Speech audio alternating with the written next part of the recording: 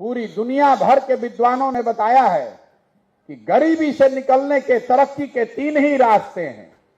पहला रास्ता है शिक्षा। अगर आपके घर में आपका बाल बच्चा पढ़ जाएगा तो पढ़ लिख कर वो अपनी तरक्की, अपने परिवार की तरक्की करा सकता है। दूसरा रास्ता है खेती। अगर आपके पास जमीन हो, अच्छी उन्नत खेती हो, तो उससे भी आप अपनी तरक्की करा सकते हैं। और तीसरा रास्ता है पूंजी। अगर आपने पढ़ाई नहीं किया है, अगर आपके पास खेती नहीं है लेकिन पैसा है, तो आप दुकानदारी, रोजी रोजगार करके, व्यापार करके आगे बढ़ सकते हैं। अगर आप बिहार का अध्ययन करेंगे तो आपको पता चलेगा कि ज्यादातर लोगों के लिए 3 में तीनों दरवाजे बंद हैं। बिहार में पढ़ाई की व्यवस्था सिरे से ध्वस्त कर दी गई। जो गरीब आदमी का बच्चा पढ़ रहा है स्कूल में, वहां पढ़ाई हो ही नहीं रहा है, वहां खाली खिचड़िए बटा रहा है। और बहुत आदमी जो यहां बैठे हैं वो ये समझ रहे हैं कि आपके बच्चे प्राइवेट स्कूल में पढ़ के बड़े होनहार हो रहे हैं। तो पहली बात, यहां ज्यादातर प्राइवेट स्कूल में भी पढ़ाई का स्तर बहुत खराब है। और दूसरी बात, अगर आप पढ़ाई स्कूल में प्राइवेट करके निकल भी गए तो कॉलेज तो यहां पर आपको सरकारी में ही पढ़ना पड़ेगा, कॉलेज तो प्राइवेट है नहीं। या यहां पढ़िए या यहां से बाहर जाइए। जो लोग यहां से बाहर जा रहे हैं उसकी संख्या कितनी है? 1 लाख आदमी चला जाएगा, 2 लाख आदमी जाएगा।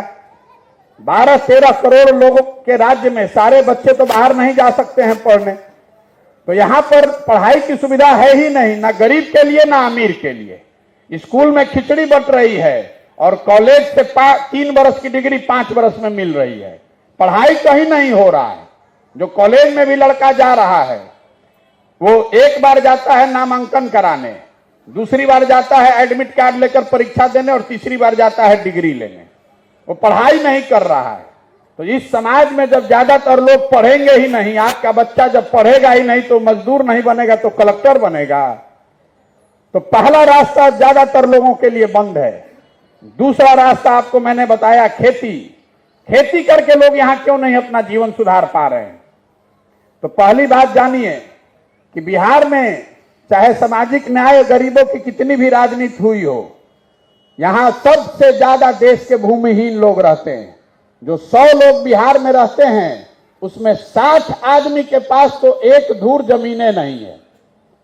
भूमि सुधार की दिशा में यहां 75 साल में कोई प्रयास नहीं किया गया। तो 100 में 60 आदमी के पास 1 धूर जमीन नहीं है। लेकिन ज्यादा समस्या यह है कि जिन 40 लोगों के पास जमीन है, उन 40 में 35 लोग ऐसे हैं जिनके पास 2 बीघे से कम जमीन है। तो जो खेती लोग यहां करते हैं वो कमाने वाली खेती नहीं है, वो खाने वाली खेती है।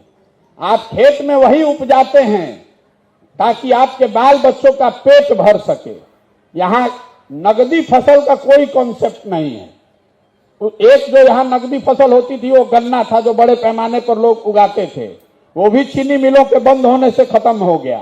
तो धान गेहूं आप उगा रहे हैं, उसी में सरसों तीसी छींट कर किसी तरह पेट भर रहे हैं। आंकड़े बताते हैं कि बिहार में सिर्फ 100 में 5 किसान ही ऐसे हैं जिनके लिए कृषि आमदनी का जरिया है।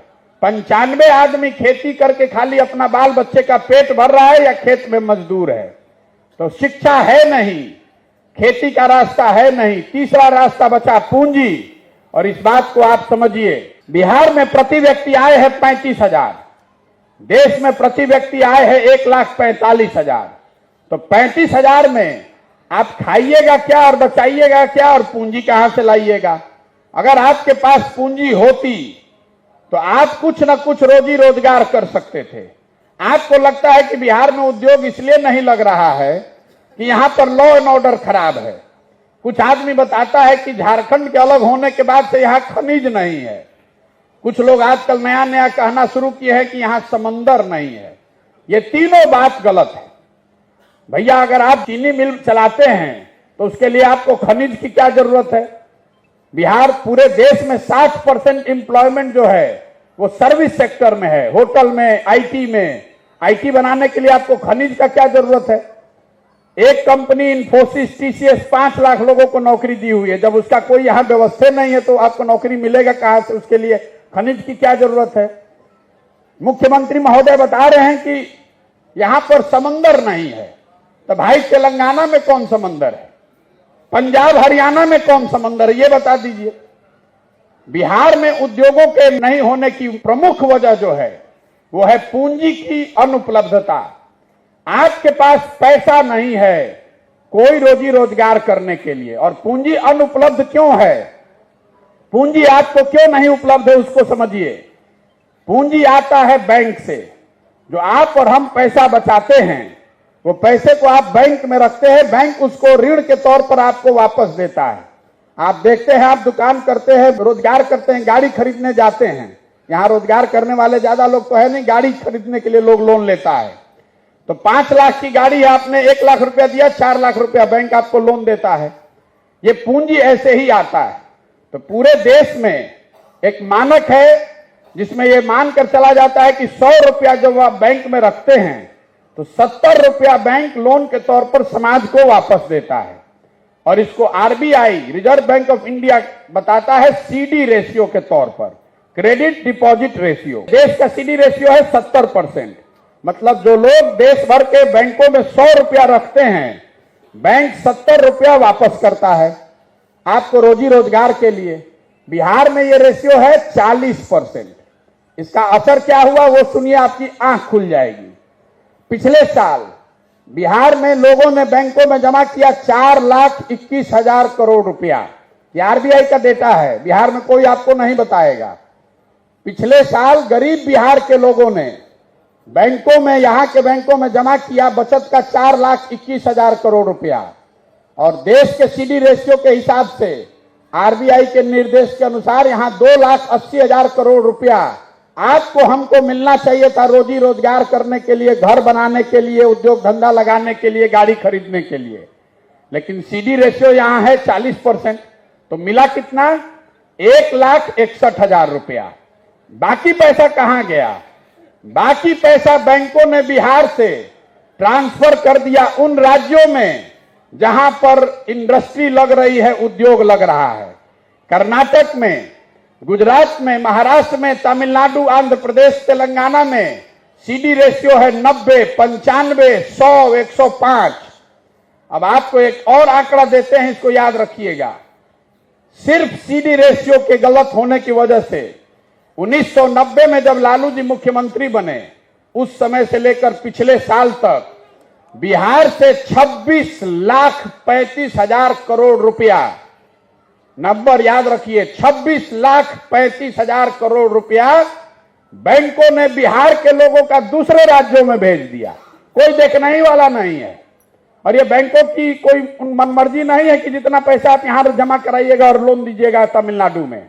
लेकिन जैसे यहां के अधिकारी सरकार की बात नहीं सुन रहे हैं, जैसे यहां के दूसरे लोग सरकार की बात नहीं सुन रहे हैं, वैसे बैंक वाले भी सरकार की बात नहीं सुन रहे हैं।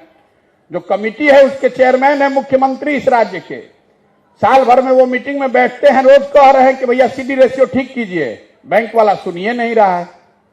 आप जरा अंदाजा लगाइए कि अगर पिछले 30 साल में 26 लाख करोड़ रुपया बिहार के लोगों का यहां खाली खर्च होता तो कितने ज्यादा लोगों ने अपना घर बनाया होता, कितने ज्यादा लोगों ने गाड़ियां खरीदी होती, मोटरसाइकिल खरीदा होता, कितने लोगों ने उद्योग किया होता, कितने लोगों ने रेडीमेड का दुकान खोला होता। इसका व्यवहारिक पक्ष समझिए। आप यहां घर बनाने जाते हैं, आपको घर बनाने का खर्चा है 50 लाख, तो बैंक वाला लोन नहीं देता है। लोन देने के लिए आप 4 दिन दौड़ते हैं लोन लेने के लिए, जमीन गिरवी रखते हैं, 20,000 घूस देते हैं। और वही 1 करोड़ का घर लेने जाइएगा नोएडा में तो 10 लाख रुपया दीजिएगा और 90 लाख बैंक आपको लोन देता है, आप तुरंत घर खरीद लेते हैं। ये इतनी बड़ी परेशानी है। बिहार गरीब इसलिए नहीं है कि लोगों का पलायन हो रहा है, बिहार गरीब इसलिए कि यहां से पूंजी का पलायन हो रहा है। यहां से हम लोग का पैसा दूसरे जगह जा रहा है। लोग को लग रहा है कि दूसरा आदमी आकर यहां उद्योग नहीं लगा रहा है। अरे भाई, जो हम लोग का पैसा है उतना तो दे दीजिए, उसी से हम लोग का भला हो जाएगा, कम से कम शुरुआत हो जाएगी। तो ये जो 3 कारण है, शिक्षा है नहीं, खेती है नहीं और पूंजी है नहीं, तो आप गरीबी से निकलिएगा कैसे? जितना हाथ पांव मारना है मार लीजिए, जिसको चुनना है चुन लीजिए, ये नहीं सुधरने वाला है। जब तक यहां बच्चों के पढ़ने की व्यवस्था नहीं होगी, जब तक यहां खेती को कमाने वाला नहीं बनाया जाएगा और लोगों के हाथ में पूंजी नहीं उपलब्ध कराई जाएगी, तब तक बिहार से गरीबी नहीं निकल सकता है, चाहे जितना प्रयास करना है कर लीजिए।